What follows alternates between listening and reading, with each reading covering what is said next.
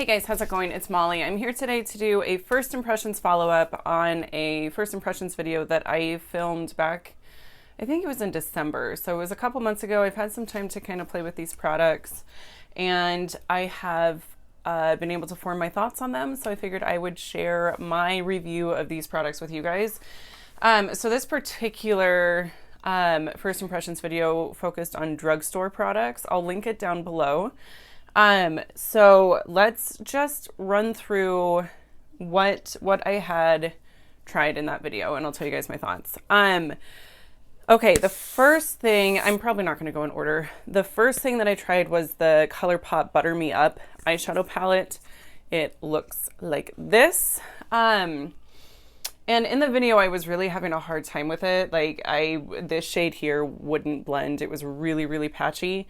I did some swatches and the glitters swatched terribly. At least this one did. It was really, really bad. And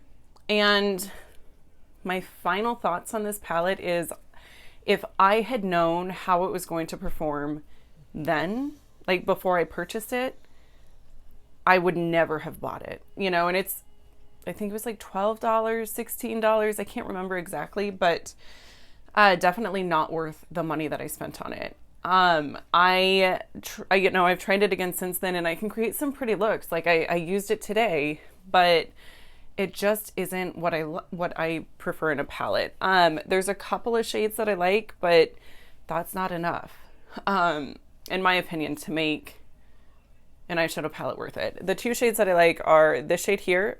I have it on my lid today, and then the shade here, which is what I have on my inner corner.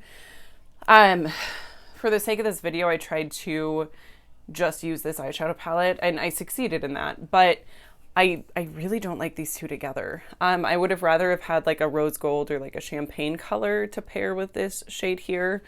I don't think that silver and purple really, I don't know. They're not my favorite combination for eye colors. So the mattes are really dry, especially the shade here. It is like subculture level patchy and dry. They don't blend well. It was not fun to use. I had some high hopes for this shade here. It's like a kind of a white blue duochrome. Don't mind my hands, they're really, really dry, which you can't even really tell here. I tried using that on my inner corners a couple of times instead of like the silver, and it like barely showed up. So I would not purchase this. This is absolutely a total fail and a total dud in my opinion. The next thing that I used in the video was the NYX, the NYX Love Less Disco Foil Play Eye thing. This is another fail. They are just not pigmented. And when I sit down to do my makeup, I don't sit down, I stand up. But when I go to do my makeup, I don't want to have to work with a product to get it to work. I want it to just work. I think we all want that. So this is another one where you really have to work with it to get the color payoff, and it just isn't worth it. If I still had the receipt for this purchase, these would both be going back. Okay. And then I believe I used the Pacifica A Light Clean Foundation. In the video, I was really excited about it. I liked it a lot. I thought it was gorgeous. But it kind of leaves my skin looking really, really cakey. I've tried only using one pump, but then it ends up being patchy. Like it clings to different spots on my face. So then I was like, okay, well, maybe I need to use more product. So I used 2 pumps and then it's just cake city, especially around my mouth. So I was really hopeful that it was going to work out for me. But again, if I had known how this was going to perform, I wouldn't have purchased it either. So that being said, I don't know that I would necessarily return it. Like, I don't think it's that bad. Like, I try not to return things because they just go to waste then. Like, I can make it work. It just isn't my favorite product to use. So, I do have it on today. And it's fine. It just doesn't look great. And what's the point in doing foundation if it's not going to look great? Okay, I had to move. I feel like it was just totally, the lighting is not good. I would be filming in my dining room like I normally do, but my son is homesick with influenza B, and he's out there watching shows to pass the time. So, and I wanted to film a video because it's been forever. Okay, where was I? Colourpop No Filter Concealer. Kona, seriously? Sit down. Go lay down. Come here. Okay, there you go. So I did really like this. It's already starting to separate though. I liked it a lot, but the more that I used it, the more I realized that it makes my under eyes look very dry, which ages them quite a bit.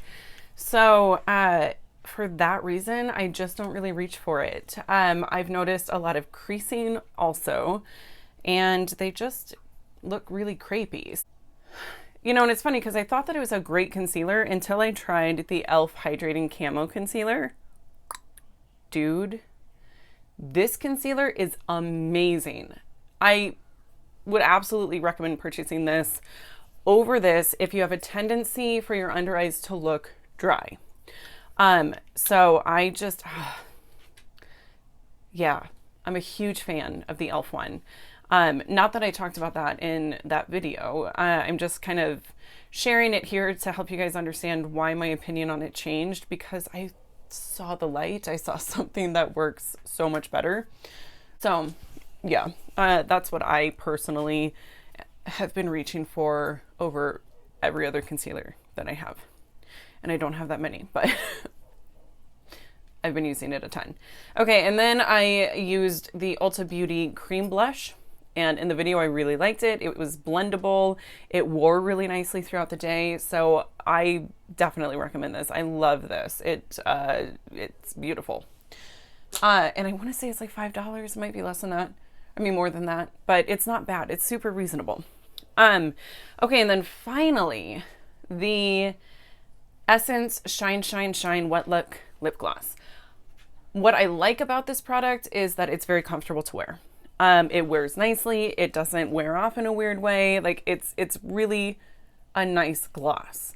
The one thing that ruins it for me is the scent. And I think that I was pretty vocal about that in my initial video.